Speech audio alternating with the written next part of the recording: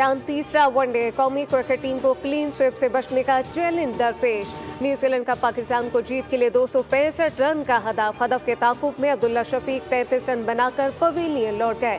बाबर आजम 50 बनाकर आउट, जबकि उस्मान खान काबिल जिक्र रन करने में नाकाम। इमामुल हक चेहरे पर लगने से रिटायर्ड हट ग्राउंड से बाहर चले गए। दूसरे एक रोजा मैच में बैटिंग के दौरान हारिस रऊफ को भी हेलमेट पर गेंद लगी थी।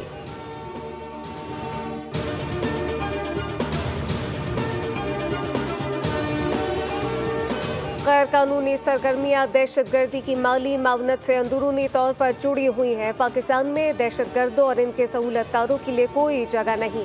Army chief general Syed Asim Munir का 268वीं कोर कमांडर कॉन्फ्रेंस में दो टोक ऐलान कहा कि दहशतगर्दों की माली आनत के खिलाफ कानूनी इकदाम में फौज मुकम्मल ताउन करेगी। फोरम ने सज़म क़यादा भी किया कि बलूचिस्तान में इंतशार फैलाने वाले अनासर को माफ़ी नहीं दी जाएगी।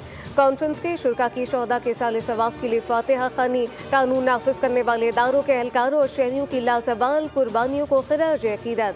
पाकिस्तान की हिकमत अमली के बारे में जामे ब्रीफिंग। लाइन ऑफ कंट्रोल पर भारतीय फौज की बिला इश्तियाल जंगबंदी की खिलाफ वर्जियों पर खदशात, जबकि फ़लस्तीन के अवाम के साथ मुकम्मल यकजहती का इजहार। अमरीकी सदर ने अहम महकमे में झाड़ू फेर दी। ट्रंप ने व्हाइट हाउस की कौमी सलामती एजेंसी का डायरेक्टर बरतरफ कर दिया। NSC के हमले के दार सरकार 4 सीनियर डायरेक्टर समेत बरतरफ, वजूहात नहीं बताई गई।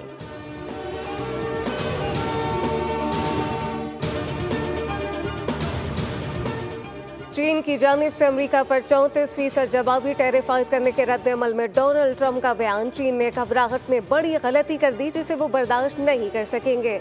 अमेरिकी सदर के अपने social media platform truth social पर वॉर ने कहा कि यह गलती चीन को बहुत भारी पड़ेगी। ट्रंप का चीन को जवाबुल जवाब। टिकटॉक है चीनी खरीदार को फरोख्त करने के लिए मजीद 75 रोज की डेडलाइन दे दी। ऐसा न होने की सूरत में टिकटॉक पर पाबंदी की धमकी।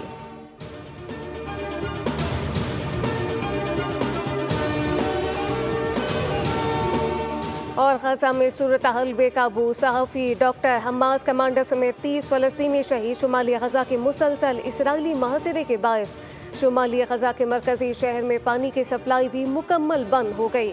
इसराइल ने गजा शहर के जुनूब से फ़लस्तीनियों की मज़ीद जबरी नकल मकानी का हुक्म दे दिया। पाकिस्तान के मुस्तकिल मंदूब आसिम इफ्तिखार अहमद ने खबरदार किया कि फ़लस्तीन में जो कुछ हो रहा है वो नाकाबिले कबूल है। सलामती कौंसिल को इस सब को रोकने के लिए लाज़िमन इक़दाम करने चाहिए।